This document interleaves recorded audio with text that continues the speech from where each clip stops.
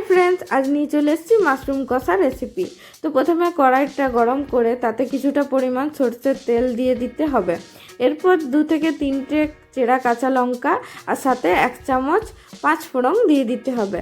এরপর পেঁয়াজ কুচি দিয়ে দিতে হবে। আমি তাড়াতাড়ি সিদ্ধ হওয়ার জন্য একটুখানি 1 চামচের মতন লবণ দিয়ে নিচ্ছি। তারপরে ভালো করে ভেজে পরে আমি দিয়ে দিচ্ছি আদা রসুনের পেস্ট। এরপর দিয়ে দেব আমি টমেটো বাটা।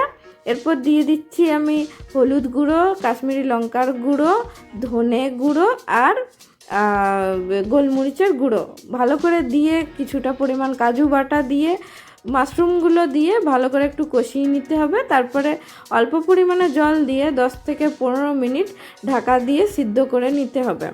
এরপরে নামাবার আগে অল্প করে গরম মশলা আর ধনেপাতা কুচি দিলেই আমাদের মাশরুম কষা একদম রেডি হয়ে যাবে।